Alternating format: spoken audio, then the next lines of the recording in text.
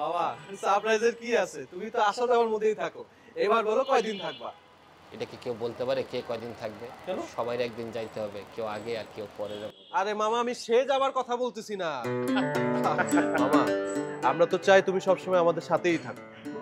কিন্তু মামা তুমি না সারপ্রাইজ দেওয়ার নাম করে হুট করে চলে আসো, আবার হুট করে চলে গিয়ে সারপ্রাইজটা দাও। সমস্যা তো এখানে। আরে এইটাইতে তো একটা মজা আছে রে, যে তোরা আনন্দ পাস আমি হুট করে আসতে। আমি যদি সবসময় তোদের এখানে থাকতাম তাহলে তোরা আমাকে শকুনি মামা বানায় দিতে। মামা আমরা কি বোকা নাকি আমাদের কোনো লাভ আছে? হ্যাঁ, তোমাকে শকুনি মামা বানায়? বরঞ্চ তুমি আমাদের সাথে থাকলে তোমার বটবৃক্ষের নিচে শুয়ে শুয়ে আমরা ফলমূল খেতে পারতাম।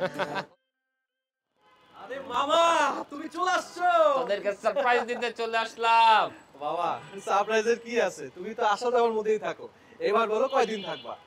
এটা কি কেউ বলতে পারে কে কয়দিন থাকবে? কেন? সবাই একদিন যাইতে হবে, কেউ আগে আর কেউ পরে যাবে। আরে মামা আমি সে যাবার কথা বলতেছি না। মামা আমরা তো চাই তুমি সবসময় আমাদের সাথেই থাকো।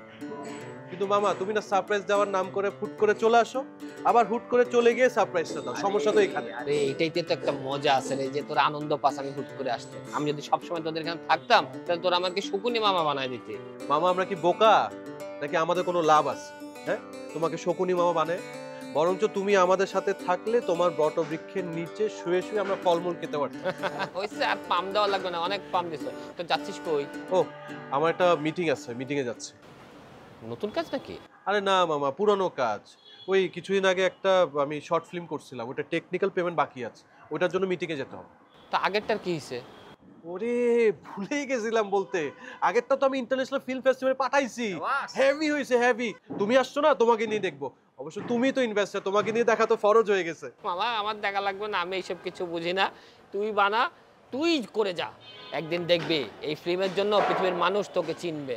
মামা মানুষকে চেনাতে হলে তো অনেক কাজ করতে হবে তাই না? নিজের পকেটের টাকা দিয়ে কতদিন কাজ করব?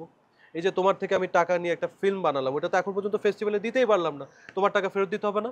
আরে পাগলা, আমার টাকা নিয়ে তোর টেনশন করা লাগবে না, তুই কাজ করে যা। আচ্ছা, প্রীতির কি অবস্থা? ও কি ঘরে আছে রে? আরে ও তো সারাক্ষণ বাসাতেই থাকে আর বসে বসে দিন গুনে। কিসের দিন রে মামা? আরে সেসব তুমি ওর কাছ থেকে জেনে নিও, যদি ওর মুড ভালো থাকে। ছ্যাঃ, ওর মুড সবসময় ঠিক থাকে, আমি তোকে চিনি। তোরই সমস্যা, তুই ওর কাছে গেলে কেমন যেন চুপসে যাস। ও সেটাই স্বাভাবিক। মামা শোনো তো, তুমি একদম বেশি বুঝো। যাও আমার কাজ আছে, মিটিং এ যাবো। আর তুই যাবি গা মিটিং এ? প্রীতির মুড খারাপ, তা আমি গল্প করবো কার সাথে? ও বাসায় ফ্রিদা আর ওর দাদি আসে, যাও ওদের সাথে গল্প কর। এই ফিদাটা আবার কে রে? আমার ছোট ফুপি আছে না, তার মেয়ে। ও আচ্ছা আচ্ছা, ওরা তো ফ্রান্সে থাকে। হ্যাঁ থাকতো, এখন থেকে এখানেই থাকবে। আচ্ছা মামা সবকিছু কি আমাকে এখানে দাঁড়ায় দাঁড়ায় জিজ্ঞেস করে ফেলবা? যাও উপরে। আরে মামা, বাসায় নতুন মেহমান, তোর মেজো চাচির মেজাজের অবস্থা কি রে? হারমোনিয়াম কোন স্কেলে আছে? আছে না ছিঁড়ে গেছে? না না না আছে আছে, তুমি যাও না উপরে, জানতে পারবো। আমি গেলাম, মিটিং আছে। আচ্ছা, এ তাড়াতাড়ি চলে আসি। হ্যাঁ মামা, আল্লাহ হাফেজ।